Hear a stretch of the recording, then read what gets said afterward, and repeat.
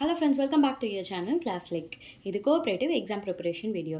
So இன்னைக்கு previous year-ஓட cooperative credit and banking question paper தான் பார்க்க போகிறோம். வீடியோக்குள்ளே போகிறதுக்கு முன்னாடி நம்ம சேனலை ஃபர்ஸ்ட் டைம் பார்க்குறீங்க அப்படின்னா மறக்காமல் சப்ஸ்கிரைப் பண்ணிக்கோங்க. அண்ட் cooperative exam preparationக்காக டெலிகிராமில் ஒரு குரூப் க்ரியேட் பண்ணியிருக்கேன். அந்த குரூப்போட லிங்க்கை வந்து கீழே டிஸ்கிரிப்ஷன் பாக்ஸில் தரேன். அதுலேயும் ஜாயின் பண்ணிக்கோங்க, உங்களுக்கு யூஸ்ஃபுல்லாக இருக்கும். ஓகே ஃப்ரெண்ட்ஸ், வாங்க இப்போ நம்ம வீடியோக்குள்ளே போகலாம். இது டே 24 cooperative credit and banking Part 6, question number 51 to 60. Okay friends, question number 51. The law relating to the payment of check and protective to the banker is contained in the அதாவது dash சட்டத்தில் காசோலை வழங்குவது தொடர்பாக வங்கியில் பாதுகாப்பு அளித்துள்ளது அப்படின்னு சொல்லி கேட்டிருக்காங்க. அதாவது எந்த ஆக்டு கீழே வந்து இந்த மாதிரி செக் பேமெண்ட்ஸ்க்கு அதுக்கப்புறம் பேங்கர்ஸ்க்கான ப்ரொடெக்ஷன்ஸ் வந்து சொல்லியிருக்காங்க அப்படின்னு சொல்லி கேட்டிருக்காங்க. எந்த ஆக்டு கீழே அப்படின்னு பார்த்தீங்கன்னா என்ஐ ஆக்ட், அதாவது நெகோஷியபிள் இன்ஸ்ட்ருமெண்ட் ஆக்ட். இது எந்த வருஷம் வந்து வந்திருக்குன்னு பார்த்தீங்கன்னா 1881. ஆனால் எந்த வருஷம் இம்ப்ளிமெண்ட் ஆயிருக்கும் அப்படின்னு பார்த்தீங்கன்னா 1882. ஓகேங்களா, fine. Next question number 52. A customer is bound to inform the dash about the last check leaves. அது லாஸ்ட்ன்னு இருக்குது, அது லாஸ்ட் இல்லை, last LOST last check leaf. Okay, வாடிக்கையாளர் காசோலை தொலைந்ததை பற்றி தகவலை டேஷுக்கு அளிக்க வேண்டும் அப்படின்னு சொல்லி கேட்டிருக்காங்க. ஸோ இப்போ நம்ம வந்து ஒரு செக்கை தொலைச்சிட்டோம் அப்படின்னா ஸோ யாருக்கு வந்து நம்ம அதை இன்ஃபார்ம் பண்ணணும் அப்படின்னு கேட்டிருக்காங்க. யாருக்குன்னு பார்த்தீங்கன்னா ட்ராயரோட பேங்க், அதாவது யார் தொலைச்சாங்களோ அவங்களோட பேங்க்குக்கு. ஓகேவா, fine. Next question number 53. In a joint account, if one of the signature is forged, அதாவது கூட்டு கணக்கில் ஒருவரது கையொப்பம் போலி என்பது தெரிய வந்தால் என்ன பண்ணணும் அப்படின்னு சொல்லி கேட்டிருக்காங்க. ஒரு ஜாயிண்ட் அக்கௌண்ட்டில் யாரோ ஒரு அக்கௌண்ட் ஹோல்டரோட சிக்னேச்சர் வந்து ஃப்ராடாக இருந்துச்சு அப்படின்னா ஸோ என்ன பண்ணணும் அப்படின்னு கேட்டிருக்காங்க. ஆப்ஷன்ஸ் பார்த்தீங்கன்னா option A, bank and customers are equally liable, அதாவது ரெண்டு பேருமே பேங்க்கும் கஸ்டமரும் தான் வந்து பொறுப்பு.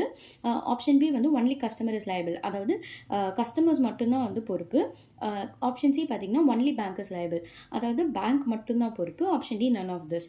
ஸோ இதில் யாராவது ஒரு ஜாயிண்ட் அக்கௌண்ட்டில் யாராவது ஒருத்தரோட சைன் ஃபோர்ஜரியாக இருந்துச்சு அப்படின்னா பேங்க் மட்டும்தான் பொறுப்பு. So option C only the bank is liable. ஓகேங்களா, ஃபைன். Next, question number 54.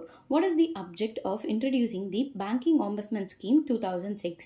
அதாவது வங்கி மத்தியத்தார் ஆம்பஸ்மென்ட் திட்டம் 2006 அறிமுகப்படுத்தப்பட்டதன் நோக்கம் என்ன அப்படின்னு சொல்லி கேட்டிருக்காங்க.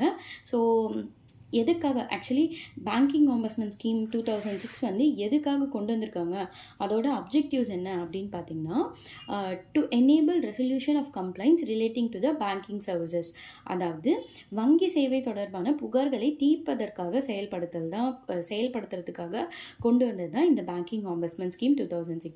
இது யார் கொண்டு வந்திருப்பாங்கன்னு பார்த்தீங்கன்னா RBI தான் வந்து கொண்டு வந்திருப்பாங்க. ஓகேவா, ஃபைன்.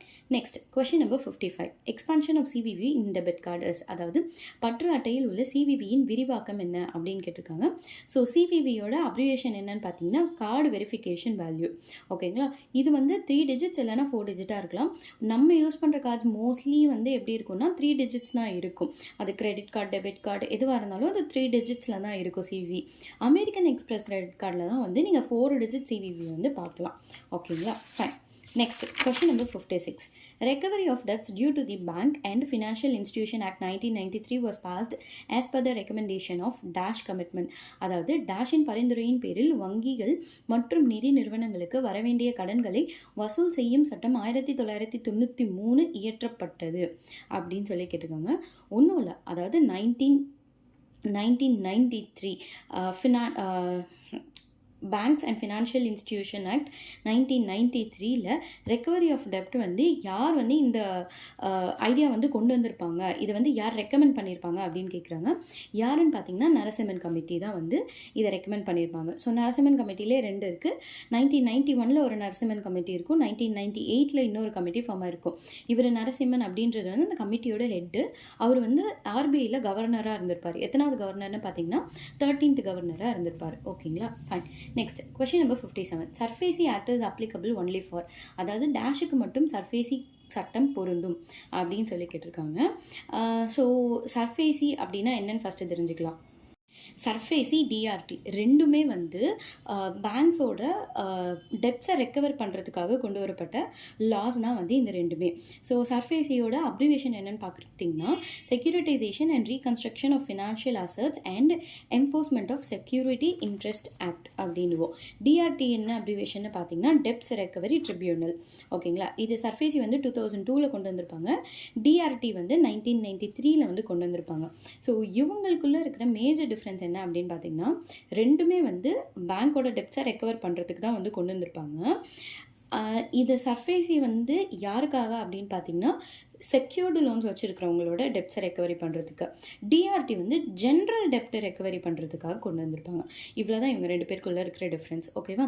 ஸோ இப்போ நம்மளுக்கு கொஷின் என்ன கேட்டிருக்காங்கன்னா சர்ஃபேசி யாருக்கு வந்து அப்ளிகபிள் ஆகும்னு கேட்டிருக்காங்க. ஸோ இதுக்கு correct answer option A, secured loans அவங்களுக்கு தான் அப்ளிகபிள் ஆகும். ஓகேவா? Fine. Next question number 58. How many days of overdue interest or installment of principal of a term loans make it NPA? அதாவது தவணை தவறிய வட்டி மற்றும் அல்லது அசல் எத்தனை நாட்களுக்குள் வசூலாகாத நிலையில் செயல்படாத சொத்தாக கருதப்படும் அப்படின்னு கேட்டிருக்காங்க. அதாவது இப்போ ஒரு லோன் வாங்கிட்டோம், அந்த லோனுக்கு இஎம்ஐயும் கட்டல, அதாவது இன்ட்ரெஸ்ட்டும் பே பண்ணல, பிரின்சிபலையும் எந்த அமௌண்ட்டும் பே பண்ணல அப்படின்னா எத்தனை டேஸ்க்கு அப்புறம் அந்த லோனை வந்து நம்ம என்பிஏ அதாவது நான் பெர்ஃபார்மிங் அசெட்டாக மாற்றுவோம் அப்படின்னு கேட்டிருக்காங்க. எத்தனை நாள்னு பார்த்தீங்கன்னா 90 days. ஓகேங்களா? Fine. Next question number 59. Interest rate permit on CRR account balances. அதாவது சிஆர்ஆர் கணக்கின் நிலுவைக்கு அளிக்கப்படும் வங்கி விகிதம் என்ன அப்படின்னு சொல்லிக்கிட்டு இருக்காங்க. ஆக்சுவலி வந்து வங்கி விகிதமே கிடையாது, அதாவது எதுவுமே வந்து இன்ட்ரெஸ்ட் பே பண்ண மாட்டாங்க, does not pay any interest. So அதுக்கான ஆன்சர் வந்து ஆப்ஷன் ஏ 0%. ஓகேவா? ஃபைன். நெக்ஸ்ட் வந்து last question number 60. The main objective of National Agricultural Cooperative Marketing Federation of India Limited is. அதாவது இந்திய தேசிய விவசாய கூட்டுறவு விற்பனை இயக்கத்தின் முக்கிய நோக்கம் என்ன அப்படின்னு சொல்லி கேட்டிருக்காங்க. ஸோ அது ஒன்றும் இல்லை, நஃபேட் தான், அதாவது National Agricultural Cooperative Marketing Federation of India. So இவங்களோட மெயின் அப்ஜெக்டிவ் என்ன அப்படின்னு பார்த்தீங்கன்னா எல்லாமே, அதாவது promotes cooperative marketing of agricultural products, stabilizes prices of essential commodities, promotes remuneration prices to the farmers for their products, ensuring timely payment.